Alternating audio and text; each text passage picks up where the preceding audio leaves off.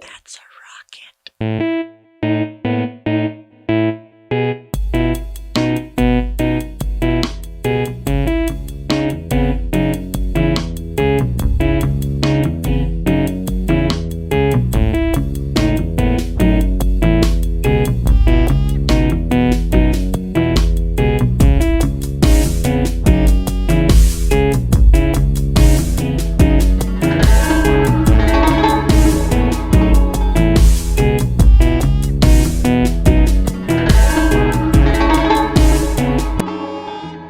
Well, ladies and gentlemen, thank you so much for tuning in to another episode of Your Guest is as Good as Mine. My name is Keith Brooks. This is the show I do to convince people on the internet I have friends. And I'm super excited because today we have an amazing guest. You know him from film and television, though he's from Fort Lauderdale, Florida. Originally, he's the hottest thing to come out of Atlanta since the humidity. And that is Atkins Estimond.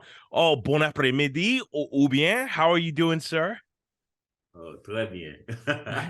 Awesome. Dude, that was the best intro I've probably ever had in my life. So thank you.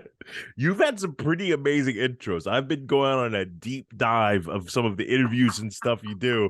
And Jesus, you get love and deservedly so. If people don't know you, they're sleeping under rocks because you've been in films like Get On Up, Dumb and Dumber 2, TV shows like The Resident, Your Pretty Face is Going to Hell.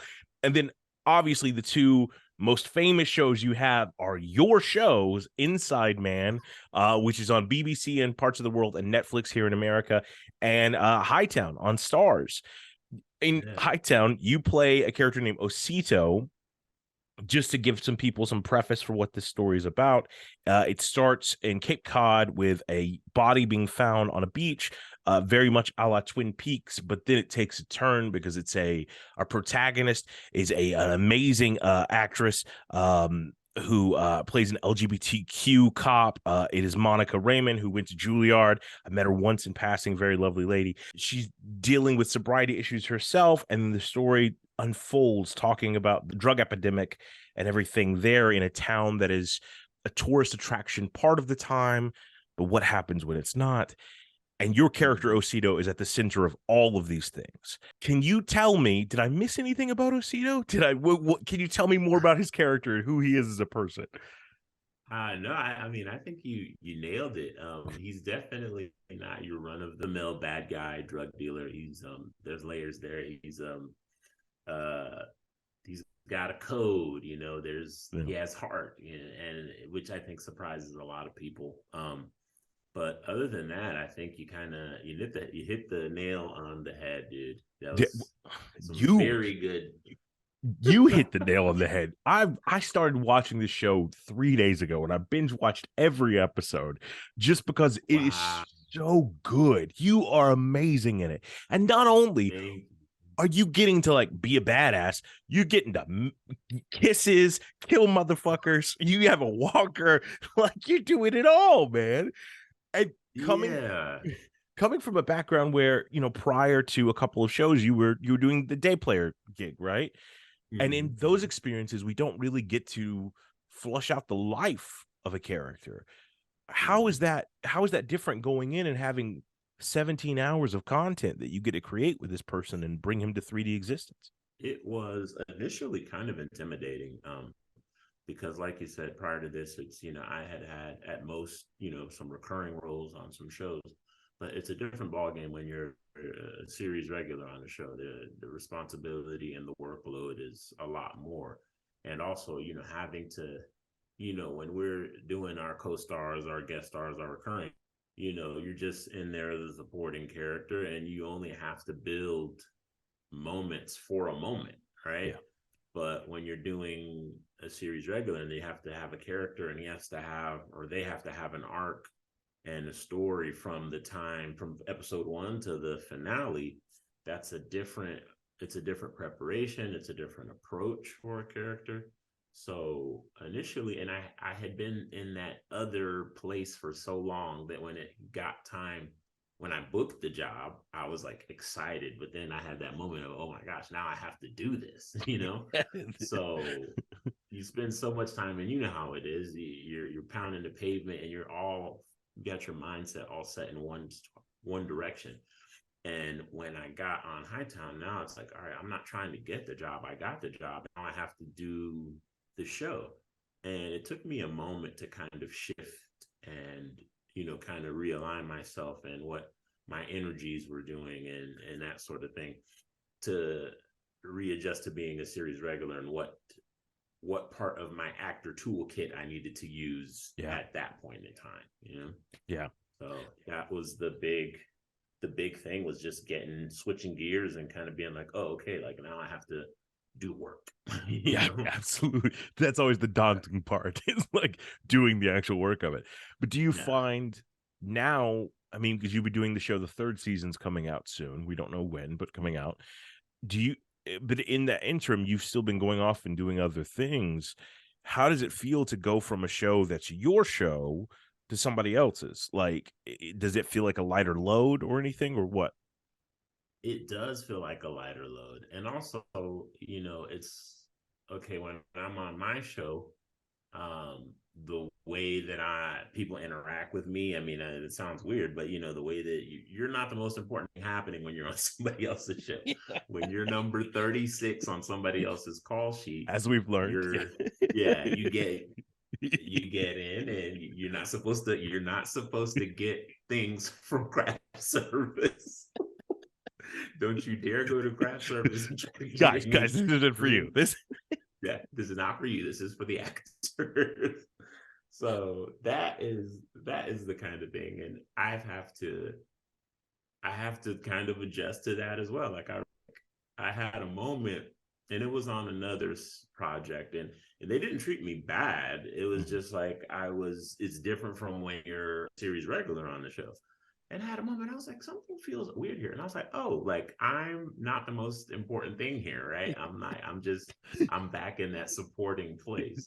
So, but I check that when I go to another set and I'm working on a job that's not, the thing that's my main thing. I'm like, all right, I'm just here to be a team player, and whatever happens, happens. And that's how it is. And typically I've had great experiences, other than what we kind of endured. I'm not going to talk about the project, but other than that, and even that is like, in the grand scheme of things, it was just like, okay, wonderful whatever. experience other than that little element. Amazing experience. It was just, kind of like, it was more funny than anything. But after a while, I was like, okay, this is getting a little annoying. But yeah, I was like, other than that, it's just, the workload is that's not so much of a something that I notice so much in going in between, when I'm doing Hightown or I'm doing anything else. I'm just like, okay, I'm going to jump in and do this. And, actually I'd say it's easier than, like it feels less stressful when, you're something that's like, for lack of a better word, light work. I'm going to go in here and knock out, a scene or two, as opposed to when I know there's certain days on Hightown when I'm scheduled for the first scene through all the way through the day till the last scene, due to block shooting. Sometimes they're like, we got to get all of this done. So I know I'm going to be working in every scene that day. So going and doing a scene here on this show, or, two scenes, is like, oh, okay, that's a cakewalk, Absolutely. Yeah. And it seems to me like Hightown's aware of what a asset they have in you. It seems like the whole internet's aware. Like, I couldn't go to a single Hightown like message board without it just being Osito, Osito, Osito. Like, everyone loves this character, and that seems to be a reoccurring thing with your work. Everyone loves your character from Lodge 49. Do you feel that love and that praise? How does that feel to even be a bad guy ostensibly in a show, but still be the thing that people are like, we roll with him? Like, you know what I mean? I feel like I'm very fortunate. I've got to work on some really cool projects and be some very interesting characters, or at least to me interesting. And it feels good, man. Yeah, because sometimes you're just out there and you're doing things as an actor. You make choices, and you just don't know how your work will be received. And so much of the time, like, I'm just like, this is what I think. I look at the character and I'm like, I'm looking at the sides, and when I get the script, and I pull what I pull from it, and try to make something with it. and just hope that people like it, understand it, get it, Yeah. you know. And specifically with Osito, that was, you know, prior to that, I had not played any characters that you would consider a villain or, you know, antagonist. Um, so going in, I was just assuming that, you know, this is not going to be everybody's favorite character because he's a bad guy who kills people, you know.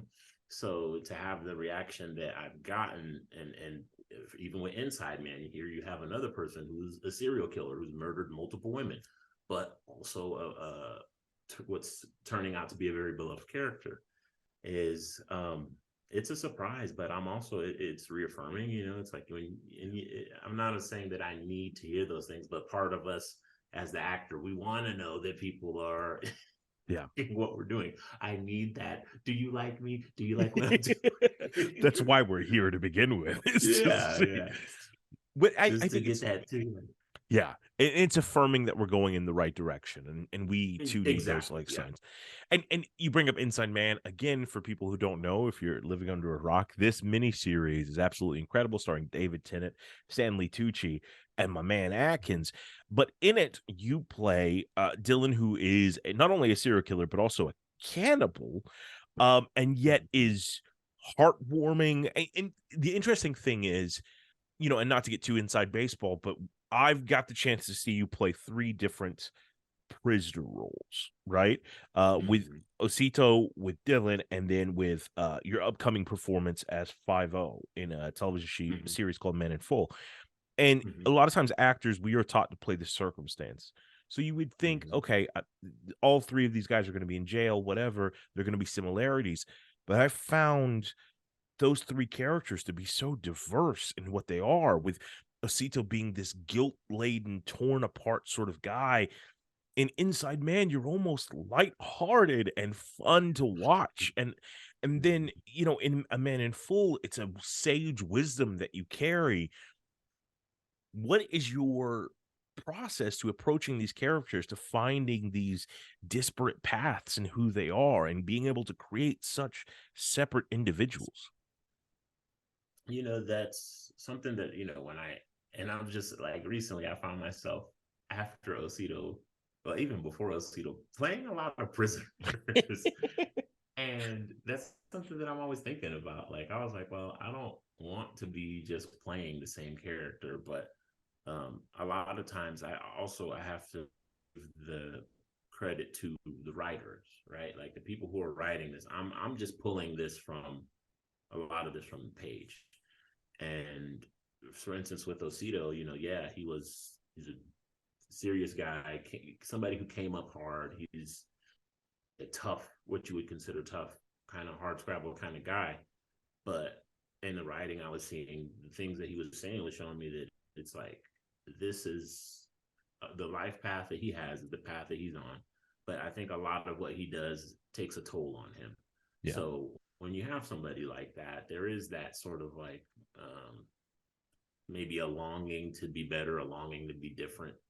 You know, with Dylan, it's like he is somebody who was a monster, a real life monster, but he's found himself in circumstances where he can no longer sort of apply his trade, if you Yeah. will. Yeah. So in that situation, you've kind of taken the teeth off of his bite. Great So way to put that. Oh, that's you could totally see that in the performance as well. Go ahead. I'm sorry. That's brilliant. yeah, no, I was like, he's no longer in a position where he can harm people. So I was like, what does he do? How does he entertain himself? He used to entertain himself in one way, but he can no longer do that. What does he do now? You Yeah. know, and also that also heavily deals with his relationship with grief. Yeah. You know, he's very interested by grief, and the sort of playing with him. It's, you know, I at a time, and I still say this, that I was like, we're like a weird Batman and Robin, you know. Absolutely.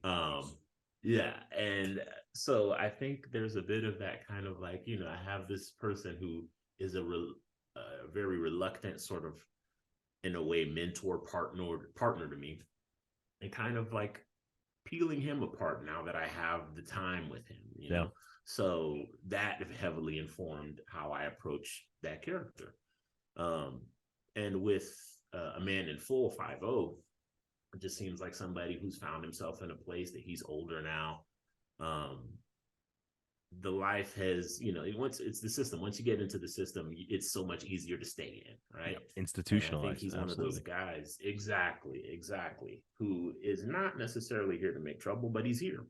Yeah. So, and he sees that opportunity. He's been down the road, and he's one of those people who's like, I've been there, done that, and I'm just kind of like, I'm tired. So, but that person can give you a lot of wisdom because they've done it all. You know? So that's essentially how I approach that. And I try to let the characters tell me something when I'm reading it, anytime I get the material, when I'm reading the breakdown, if that's what I get, if the sides, if I can get the whole script and I have time, I'll try to read the whole thing. And because I feel like if you understand the whole world, then that can better inform where your character fits in all of this and what they're doing and what's their purpose and that sort of thing. So with all the auditions I get, I try to get as much information as I can, and then see what they're saying, see what Osito is saying, see what Dylan is saying, what 5-0 is saying, and then go from there. Absolutely. I think that's wonderful. And I think you have such wonderful insights even into, to me, sometimes it's that terminology, it's that descriptive nature of, I love the idea of Dylan is a beast who lost the teeth. That's absolutely fantastic, because at times that relationship that he has with Tucci's character seems loving. It's almost like husband and wife to me at times. I've watched Inside Man 4 times, and anytime I leave the house, I just turn it on. I'm like, let's get Atkins some money, and just walk out, leaving it playing. But how much of that, and we're talking about, and the adage is always this, the script is the Bible. But do you find yourself, how much of yourself do you bring to it? Can you say in these characters, how much are you adding that's not on the page? I know specifically with Osito, the character was originally written just to be Dominican, and yet you bring in your rich cultural background to that. Do you find yourself doing elements like that to all the characters, or was that a particular situation where you felt, well, this just aligns? And with Osito, definitely. And it's funny because it's kind of given me the confidence to do that more since that point. I have to credit Rebecca Cutter, who's the creator of the show. She very much gave us all, I think all of the cast, freedom to really, she trusted us with these characters, Yeah. So I felt comfortable. She called me up and asked me, and we had that conversation about that, and when I'm on set, if there's something happening, because now I feel like I'm in the 3rd season, we finished the 3rd season, I really understand and have a good grip on the character, Yeah. And so there's certain things where I was like, I don't know that he would say it that way. I don't know that, and it's a conversation. It's an ensemble effort. We're all trying to make this show. So sometimes I have a suggestion, and yeah, let's do that. Sometimes it's like, we'll do a take this way, a take that way. And sometimes there's something that they need to get done for whatever reason, and they want it done a certain way. And I'm like, okay, I understand. Like that's fine. But I feel comfortable having the conversation prior to, and it might not just be Hightown, it might just be being a series regular. I didn't necessarily feel confident to be like, hey, what do you guys think if I, because sometimes, you get that vibe where it's like, hey, they just want you to come in and say the lines and get out of here. Your furniture, say your line, puppet, move away. Exactly. Nobody's wanting you to start painting with your brushes right now, right? It's just like, we got you for one reason. That So, sex there wasn't appeal, always that room. Atkins. Exactly. But I found now, especially having, roles more to be done, that there is that space for collaboration and to be like, hey, what about this? For instance, with Inside Man, the line where Grief asks me to recall a text message that Lydia West can't, the name of the character is escaping right now. But anyway, she is talking to Grief, and he's like, what was that line? And I said it with a terrible English accent. And that was something that I was sitting there in the room, and I was like, I feel like Dylan would do that. And also, I just like, what do we do as Americans? Anytime we encounter someone who has an accent, but especially a British accent, Oh yeah, we we can't wait to wanna, bastardize that. Yeah, yeah, yeah, we're just jumping at the bit to say something, right? So I was like, why would he be any different? Also, I was like to say he likes to play with people, you know. yeah. So I was sitting there and I was like, hey, I think. And initially, I was like, because I'm sitting next to Stanley Tucci, Paul McEwen, Stephen Moffat, all these big guys, and I'm like, I'm having a moment of like, should I say something? Should I say this? And I was, you know what? Why not? I'm here. They brought me here. They brought me here for a reason. Let me do what I do. At least the worst thing that's gonna happen, they're gonna say, nah, we're not feeling that. So I brought it up, and Stanley was like completely on board with it, and he was like, yeah, I think that's so weird and so silly. Um, Paul was a little bit more. He was like, I don't know. I think he didn't quite get it at first. Like he was like, Yeah. but I don't understand. Like, why is he saying it that way? And I was just like, because that's what every American would do, you know? Stephen Moffat was like, yeah, but he was like, if you're gonna do it, just make sure it's really bad. So like, no problem. I've been So practicing for yeah, that my whole life. exactly. That was like, that is not the issue. But yeah, so yeah, I've gotten more confident in trying to share my ideas, because there's definitely was a time where I was just like, no, they probably, I was like, somebody's probably gonna look at me crazy or be like, what are you, but now I'm like, all right, I have that confidence to say, hey, I have an idea for this character. And I'm like, I had to have some ideas in the first place with this character. Like everything I did in my audition was just my ideas about this character. Yeah. So why wouldn't they trust me to now, when we're in the, doing the thing, we're in the arena, why wouldn't they let me play? And that's a perfect way to Either look I'm at going to give them a diamond, or it. I'm going to give them something that they don't need. And if that's the case, then we just push it to the side. But we can't miss those diamonds because we're afraid to take hold of the character that we've been given. So Absolutely. And I think it's, a couple of different statements about that. It's so much. I feel the more as actors, the more we do this craft, the more chiseled our mind becomes at it, because we've experimented and pushed ourselves out there. So now that we're inherently looking for ideas, there was a time when I first started acting where I had to read a script a couple times to find the motivation, but now that's all my brain is looking for. You know what I mean? And so the more we do this, the more exercised in it we become. And you especially, I mean, you also have a background of sketch comedy. You need to be doing stand up, but you're just so brilliant and witty, and things come so quickly to you. What an asset. I would love now to see a prequel show so we can see how that playfulness that Dylan has was used for horrible things. If that same thing happens. But you also mentioned being in a room with all of these legendary people, and that seems to be a trademark of your career. You and I are roughly the same age, and you got to work with some of our childhood heroes. You were in Dumb and Dumber with Jim Carrey and Jeff Daniels. That's the Riddler and the guy from 101 Dalmatians, the live action. You were Stanley Tucci loves you. Jeremy Irons wants to have your babies. How do you go, go through these? You were in a movie with Black Panther when he was still Black Panther Cub. Like he wasn't even fully the Panther yet. So yeah. are those, how do you as a young actor find yourself, do you get nervous around these people? Do you have to contain that energy? How does that operate? Dude, like,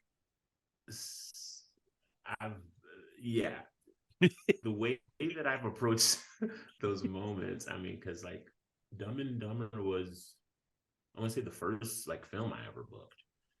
And when I heard it, I was just like, no. And I was like, no way, no way. It's one of those things. It's just, you do an audition, and anytime you do an audition, there's the opportunity for you for this thing to happen. Yeah. But, as an actor, it's just so much has to happen for you to book a job. It's just, even in your heart of hearts, you want this thing, but at the same time, it always seems impossible. So when you get that yes, it's just like, what? And for example, that particular job, when I found out, I was just like, whoa. And there was that moment of that. But then they were like, hey, they want you to come to set for a fitting and to meet the directors. And I was like, so I'm about to go meet the Fairley brothers. And I was just like, you know, but in my mind, I'm like, okay, they're entrusting me with this huge responsibility. I can't go there and fanboy. Yeah. You know, as much as I may want to, I was like, I have to approach this like I'm a peer, you know, and I am a peer.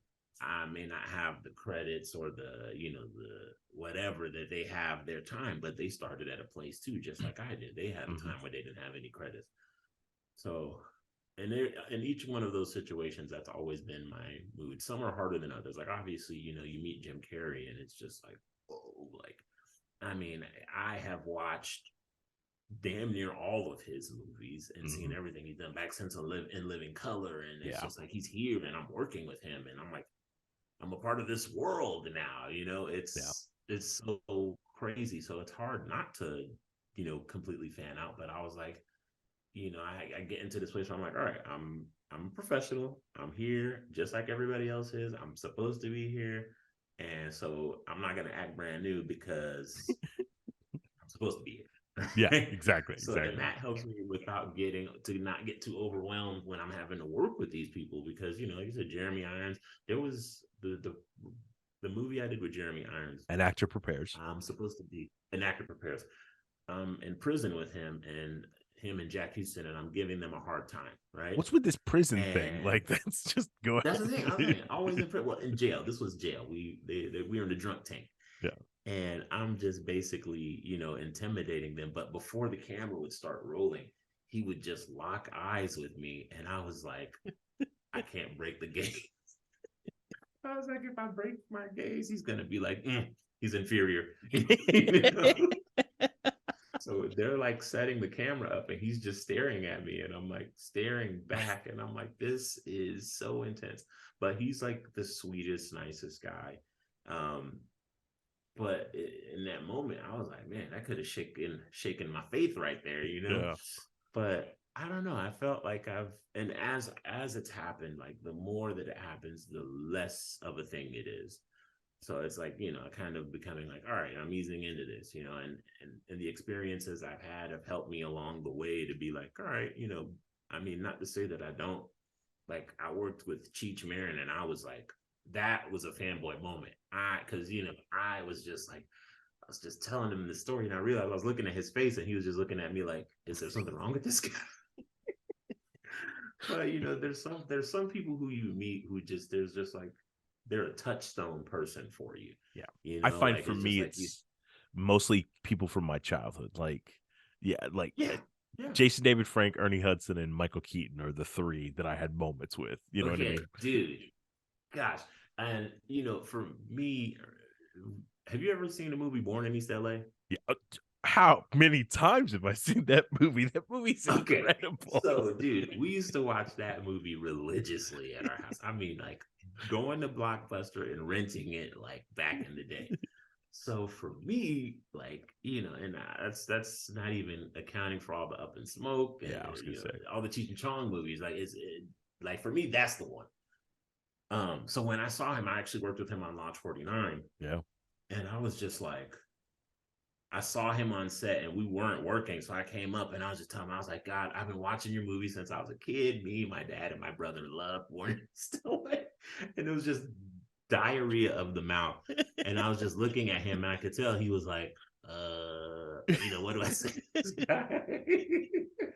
So I was like, it happens. It still happens. But it's just there's some of those people who just had that effect on you. And like you said, in your childhood, the Ernie Hudsons of the world, the Cheech Marins, that, you know, you meet them, and it's just like, it takes you right back to that place. And it feels unbelievable. You know? Absolutely. So how do you feel now that you've become that for some people? Because at this point in your career, John Cena's following you, and I've been on set with you where multiple people, where literally we were sitting across from somebody who had like 17 years on a TV show, but people are coming up to you and they're like, Hightown, we love it. Can we get a picture? People are like, you represent all of Haiti, which we'll get to in a second. Like, how does that feel to you to now be that for somebody else?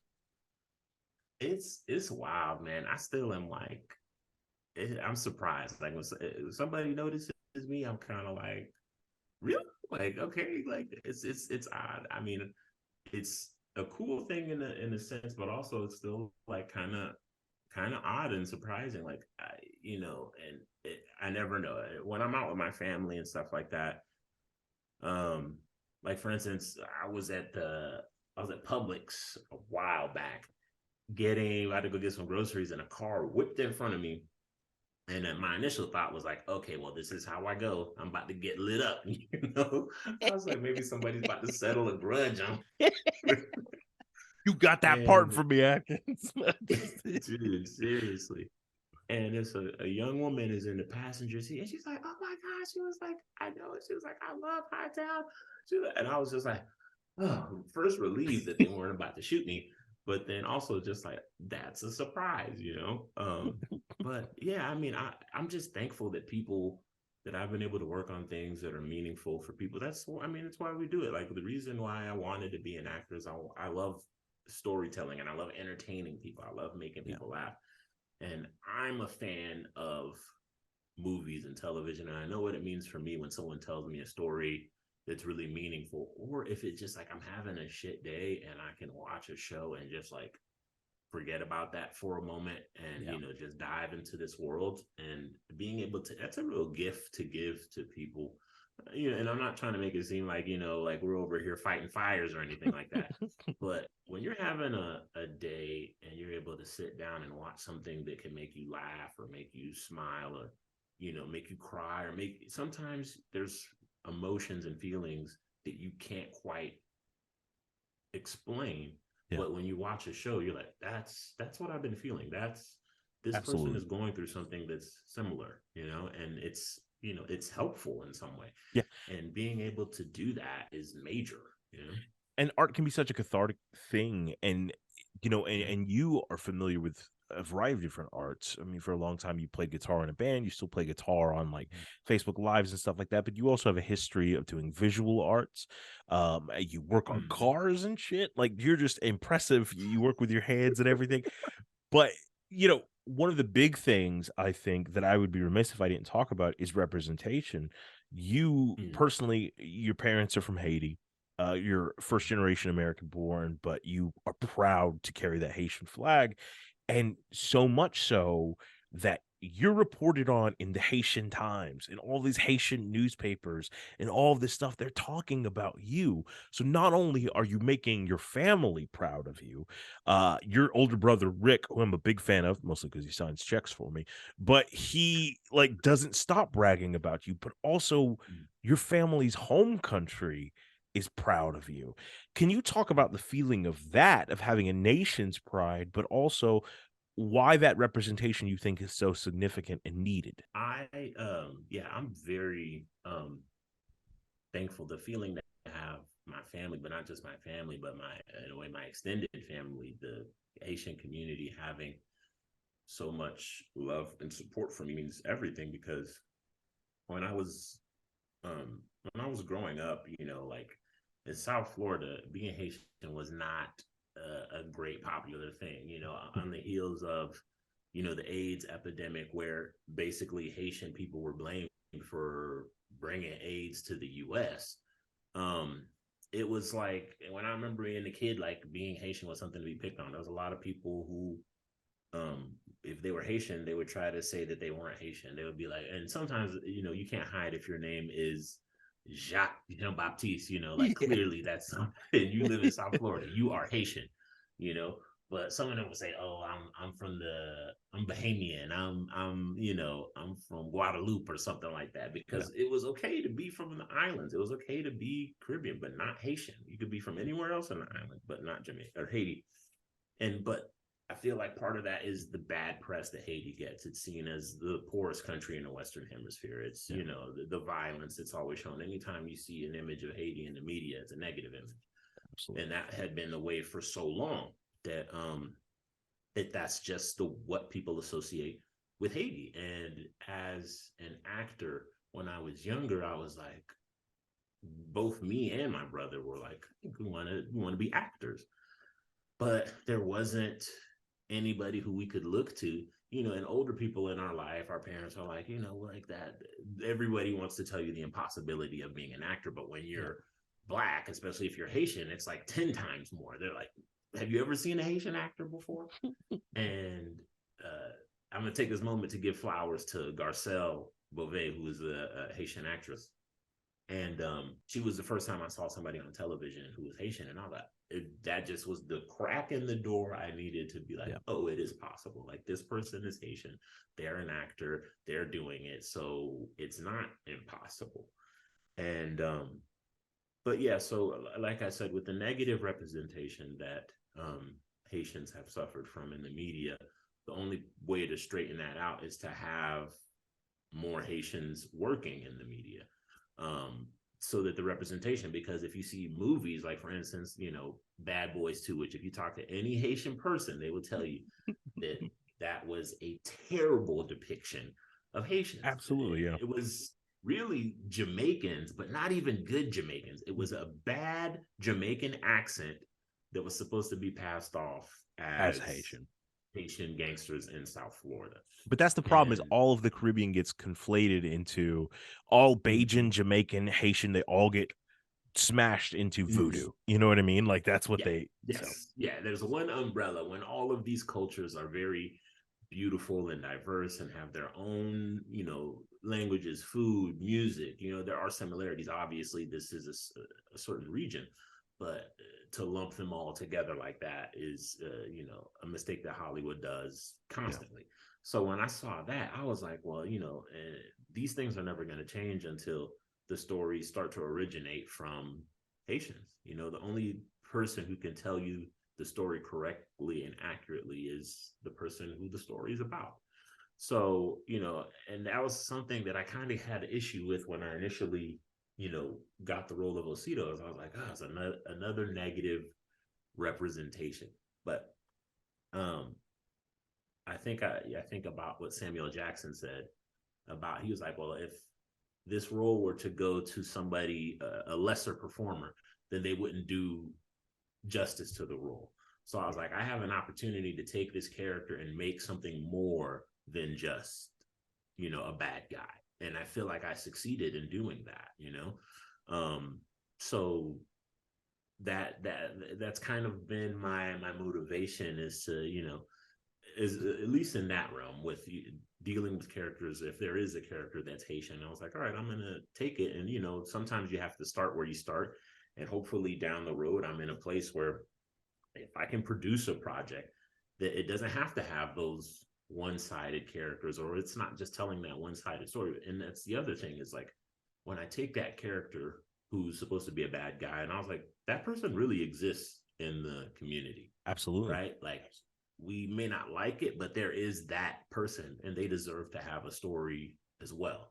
That story has been told, but just as a sort of very sort of flat kind of like, okay, like there's gangsters, or there's bad Haitians who are doing crimes, right? Like, that's the thing. And it's like, but even with those people, like, what brought them to that point? Like, nobody was born a baby and was like, this baby is a criminal. And they're gonna be a criminal. They're gonna do crimes. Things happen to you in your life. You're forced into circumstances and situations that effectively mold who you're gonna be later on. And what was that? So, but no, if I had to say, like, my goal with all of this, like, I want to be able, I would love to see not just more actors who are Haitian, and I'm seeing more of that, and that brings me a lot of joy. But more producers, more directors.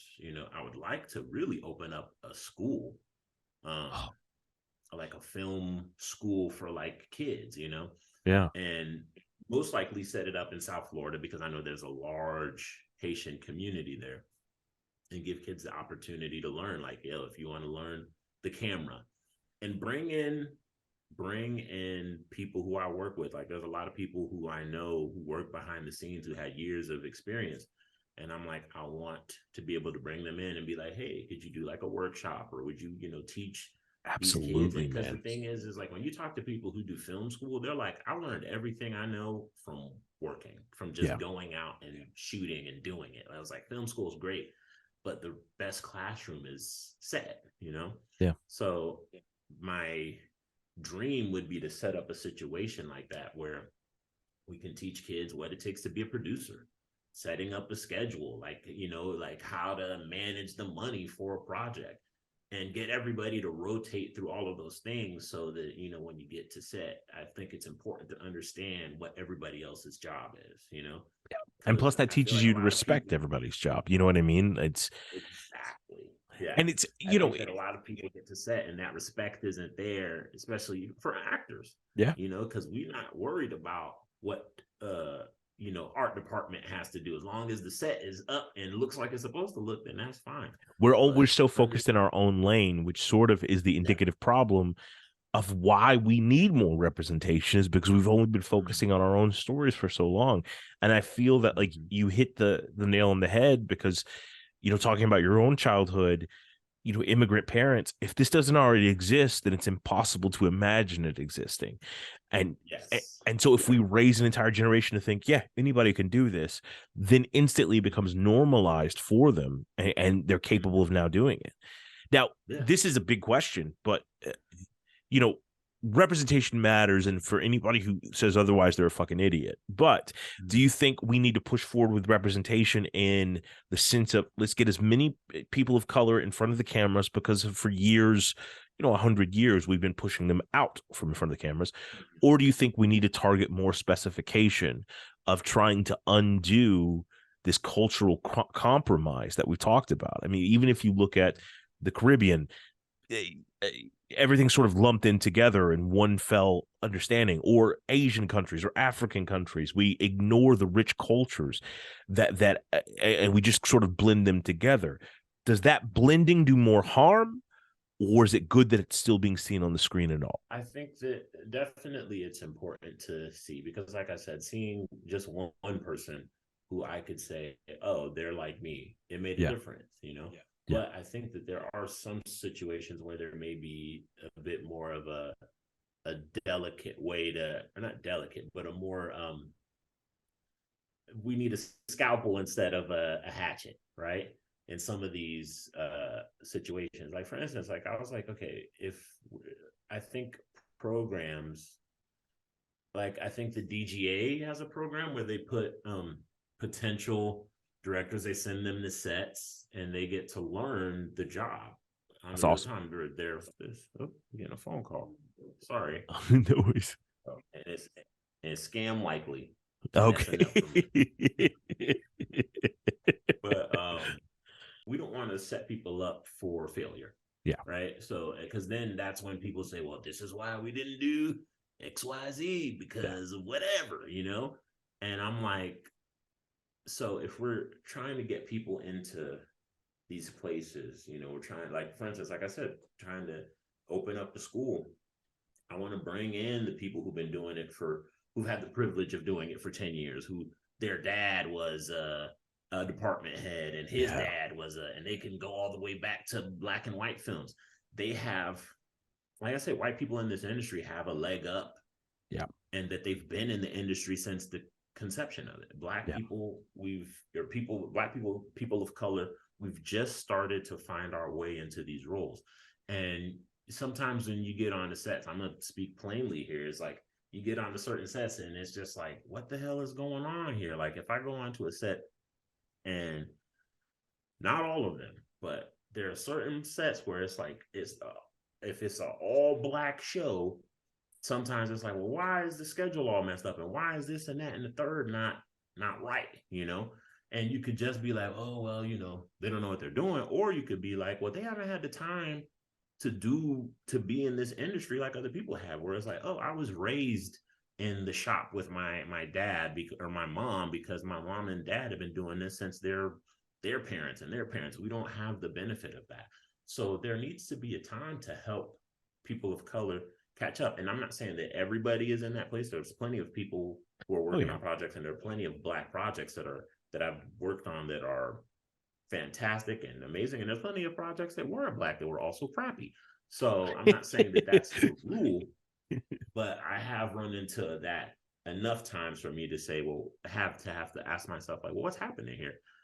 And to me, I feel like that's the situation, is that there's been that, that gatekeeping, and Black people have not had access, or let me not just say Black people, but really any person of color, but I'm Black, so I can only speak for Black people. That there hasn't been the access to the work. So yeah, you're going to be able to do these things better than I can at the moment. But if I had as much time doing this thing in this industry, then yeah, I could be as good as you, or if not better. And I think that's the thing is a lot of people ignore in this conversation is that generational wealth is not just monetary. It's also knowledge. It's also ability to be within an industry. You know what I mean? Yeah. And Yeah. I think you hit the nail on the head, especially when it comes to some of the Black programming and Black run shows where it feels like, not only do they maybe not have the experience and the years in the game as their white cohorts might, but it's also like, it's again, they're not getting the money that some of these white shows are getting. They have lower expectations comparatively to what these white shows have. So the bar is automatically crushing them. You know what I'm saying? And so I'm like, so where are all the programs where it's like, if I want to be a camera op, where's the program where I can shadow a camera op? Where's the program where I can shadow, the sound mixer and see, like, get some real life experience? I don't know of those programs. I know the DGA has the program, but that's just the DGA, that's not, there's so many other jobs. And that's the thing that that's I feel is important, that not everybody needs to be in front of the camera. Obviously, a lot of people, that's the glitz, the glamour that, people think about. Mhm. But when I talk to students, like my wife was teaching for a while, and, every once in a while I'd go to like a career day and talk about being an actor. And I would tell kids, I was like, there is so many jobs under the umbrella of making films that you could do, and that have nothing to do with the camera or being on the camera, that are great, fulfilling jobs, but nobody knows about that. So for my community, for Haitian people, like, everybody thinks like, oh, you're an actor, but I was like, there's lots of other jobs that a young Haitian person could find and have on a set that has nothing to do with that. It takes so much, as to make a production happen. It's like, why don't you start a catering job? Or a catering business? Even continuity, or script supervising, or carpentry. Like, there's so many areas.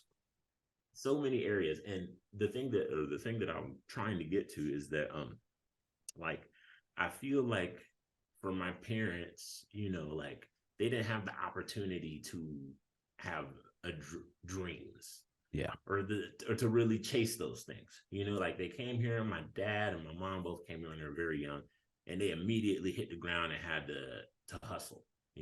So there wasn't time to be like, hey, ever since I was a kid, I wanted to do XYZ. There wasn't a lot of time for that. It was like, I gotta pay bills, I gotta, they always had to make sure that me and my brother had everything we needed. So, and I feel like that mentality overwhelms any idea of dreaming for the next generation, because Haitian parents are like, you have to succeed and you have to do something that's going to make you successful. So they only want to see you as a doctor or a lawyer or engineer, something that they know, like you're talking about, it's like, yeah, that's a successful job. And not something that I can look at and be like, that's a successful job, because I don't know any actors. I don't know that they're being successful. Well, and I think it's, for so long, the idea of entertainment was such a far away prescribed thing. Like, and most immigrants or people in poverty in general, they're on survival mode more than anything else. And so again, if it's not possible in their mind, that it's impossible for every generation going forward, So you're hitting, man, you're speaking truth. Damn. I just, that's just been something that I'm like, because I've had a lot of success in my career thus far. And obviously there's lots of things I want to do, but I was like, but I don't want to just do things for me. I want to also help my community. And I'm like, I know the gifts that I've received from following my heart and following my dream. And I want to open that path, if that's a path that somebody in my community wants to take but doesn't know. I can't tell you how many times I have people hit me up in my DMs being like, bro, like, so proud of you, like, what you're doing. How do I get on? How do I get started? What do I do? And at times it's overwhelming, and I'm like, at times I don't really know what to say, because I'm Yeah. like, well, you could do this, I did this, but everybody has an organic sort of path. Everybody has a different story. If I ask you how you got on and you got started, it's not going to be the same way that I got on, or any of the other actors that we know. Like, everybody did something different. And but one thing I will say is that in our community, there's not much of a place. Like, when I was trying to figure it out, I was like, I didn't know what to do. I didn't know. I had No. to ask. So I was like, if I could lay that out in a way, be like, hey, okay, if you come here, we can show you what to do. We're gonna find you Absolutely. something. Maybe you don't want to do this, but there's gonna be something here that you probably will enjoy and like and feel passionate about. Absolutely. So Plus, I feel that when, you and I are coming up in the industry at the same time, it's the same time that the industry is coming up in Atlanta. You know what I mean? And so we are both in our infancy, but that idea of now, all right, now we have a hold of it. Let's make an infrastructure that ushers in and urges people to find those creative outlets and teaches them all the things that they need to know. Here's a question to compound off all that.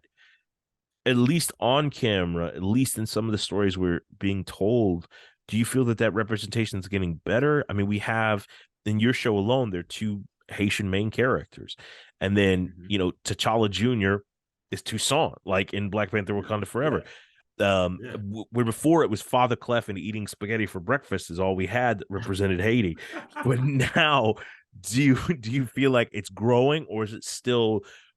That's three out of how many characters? You know what I mean? Like, how do you no, feel yeah, about it? absolutely. To have Black Panther, who's like arguably the most popular Black superhero of the Of all moment, time. Yeah. to have Haiti referenced in our culture, used in it really means a lot. I mean, in Emancipation, although I have my Yeah. I got some I got some feelings about Emancipation, I but saw a couple still, of the those fact that posts. the feeling that it was used is still, compared to 10-15 years ago, is still it's a lot of progress. And not just for the representation of Haitians, the representation of a lot of different stories of the LGBTQIA community. Those stories are being told more. Asian people, we've been seeing a boom in the productions that are telling stories from their culture and their community, and not in a way where it's just like us, kind of appropriating that, but the Yeah. stories really having some honest storytelling there, and from the source, and the source being not just Hollywood being like, oh well, this is a cool thing that's kind of a thing right now, but it's coming from an honest and real place. So I think all across the board we're doing some really interesting stuff. We just have to keep going, because the moment where we're like, all right, there's still a lot of ground to be made, and there's still a lot of closed doors in many ways, because like, if you see anything that John Leguizamo posts about the representation Man, I thought of he was going to Latinx murder people in the James business, which Franco. is true. I mean, he Yeah. he's not wrong about what he's saying. Like, you can't, the fact that you can't have, still in many shows, more than one person of color in a show, and then it's like, oh wait a minute, is it a Black show now? Or if it's two Indian people, it's like, is the show about Indian people or something, like that there's one, there's that is still something that we're having to break down, because the reality is, in my friend group, or in our friend groups, or anybody's friend group, there isn't just, I mean, not to say that there isn't plenty of friend groups where it's just white people, but that's the thing. But they wear sheets, but we're not talking about that. We're talking... But it's exactly what I'm saying. I was like, most people in their reality, this is not reflective of. There's not just the one friend that's different, And that's So tokenism, like, to the most extreme. And the thing that I hate is television's fear of interracial relationships, like, because you always notice, if you have that one Black friend, well, the girl he's going to fall in love with is going to be a Black girl. Not saying that doesn't happen, yeah, but you're not yeah, going to let him mess with a white girl in the show, you know what I mean, for fear of yeah, pissing off the Midwest. I don't whatever. Yeah, I Yeah, don't know. yeah. It's so all that to say that, yeah, there is still some places, some doors that need to be brought down, and some minds that need to be expanded about the world, you know, because it's like the reality is like people's this thing that we or that I guess Hollywood thinks is the reality is not, you know. And I'm like, everybody watches shows and wants to see themselves and want to be like, you know what, yeah, I can completely relate to that and it makes sense. But that's not being completely fulfilled. So but I like I said, to answer the question, yes, I think a lot of progress has happened, but there's still a lot of progress that we need. And I want to say, you know, as a special, like as a thank you for you being a part of that progress and being so open. I think that's one of the things that people love about you is your vulnerability. And not only are you extremely affable, but you're open about these discussions, even when at times some of these conversations for the listener can be uncomfortable because it's making them challenge themselves. But even in a time like Tyre Nichols, like it's a hard time to discuss some of this stuff because it's just so painful to think about. We should be further than we are. You know what I mean? And you've been Feels like open. we've been taking some steps back too lately. Yeah. I think a lot of people from the racial perspective and also all the women with their uteruses are saying that as well. But but one more thing that I want to say before we wrap it up, I don't want to take up too much of your time, is you're also very open about being a family man.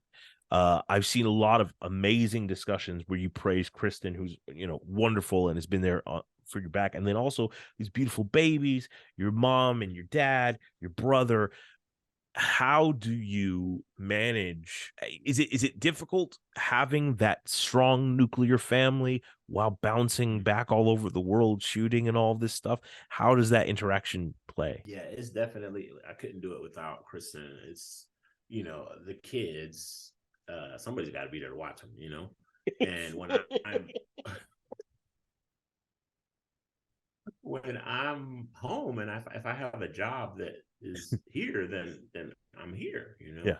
And we do it together. We make it work. Like Man in Full was one of the first times that I had an extended amount of time working on something where I was home. And you know, it's a lot of like, hey, you know, okay, I'm gonna be out this day, and you know, who's gonna pick up the kids, or you know, does I need to call my mom, or does she need to call her mom? Luckily, both of our parents are, you know, relatively close to where we live, so we have a lot of support in that way. And also, my brother's here, you know, a lot of extended family around. So it's really kind of a team effort. But at the nucleus of that is Kristen, you know, because when I was shooting Hightown, I was in Wilmington, and before that in New York, and she was having to shoulder a lot of that, you know, responsibility while I was gone. When I was in New York, it was harder because I'd have to hop on a flight and come back when I could. In Wilmington, I could drive. That's you know, about 5 6 hours, you know, 5.5. Yeah. I mean, well, the way I drive, it was about 5. But yeah, so yeah, doing it with the family is not tough, but Kristen has always been super supportive of me and this career and this dream, and has always had my back. And so, you know, when it comes to doing things, we've always been able to get together and be like, all right, hey, how are we going to do this? How are we going to make this work? You know, but it's also afforded me the ability to do some really cool things. Like, you know, when I went and worked on Inside Man, I took my whole family, like the kids, my mom, my dad. You know, my mom wanted to go to Buckingham Palace ever since she was a little girl. And, you know, I was able to do that. So, and I look back at like today, we were talking about, we were looking at pictures from the trip. And Marcy, who's my oldest, she's standing, you know, in this field in this park. And I was just like, wow. And she was so little. And I was just like, I'm so happy that I was able to do that, you know, and to have that experience for her, even though she probably won't remember it, but you know, it's special for us and our family. And it was one of the first times that we did a big trip as a family, because my brother didn't come with us initially, but also came later on. So it was just something that I look back at and I was just like, that was something really special. And this career afforded me the opportunity to do that. Yeah. So it is tough. It's very tough, but also there are some cool moments and interesting moments and moments that I don't know that I would have been able to do if I was doing something different, you know? Yeah. When I went to Wilmington, they came up with me and they were there for a few weeks before that. And, it's just, as it is tough, it is also rewarding. But we're all on board and doing it and making it work. Like I said, I can call Rick and be like, hey, can you go get the girls today? He's on the pickup list everybody in the family's on all the lists at both of their places, schools. So it is a team effort, but I do, my wife is the backbone of that. Yeah. She makes it happen. So well, it's a beautiful family. It's a beautiful career. This man right here, I mean, you're looking great. You got in Wakanda shape. I saw you're an action star. I saw that short you released. It's absolutely amazing. Dude, man, that was tough. I have a whole new respect for stunts because, as I said, man, you got to jump in everybody's shoes and once in a while and see, so that you appreciate when you're on set, like what it takes to make all this stuff happen. Absolutely. It's not just you just show up and it's like action, and not to think about that the crew gets there before we do and they leave after we do. Exactly. They have the longest days. Long after we wrap, they're still fixing and putting stuff away. So plus they have to carry heavy shit and we're just saying lines, except for you in that short. Like the minute you threw a kick, I was on the floor. I was like, this is amazing. This is the greatest thing. Like I was like, Atkins, they already cast Blade. I don't know why you're doing this, but it's phenomenal. Well, hey, when Blade 5 comes out, maybe they'll give me a shot. So. Yeah, you got it. But man, I can't thank you enough for sitting down with me, having this conversation. It's always a pleasure to talk to you.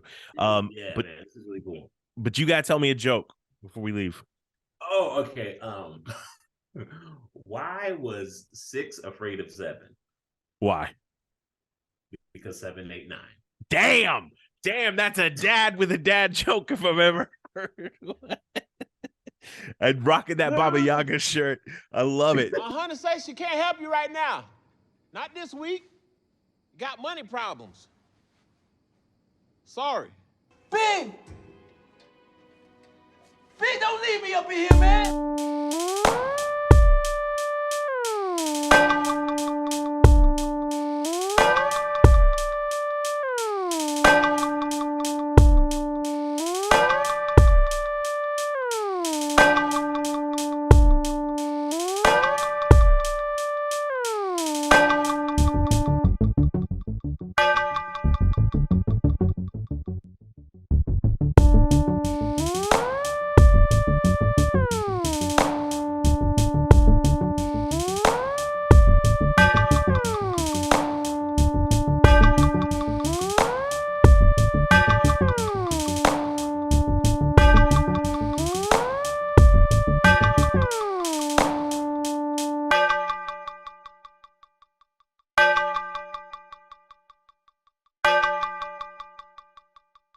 And that's how you lay it down, bitches.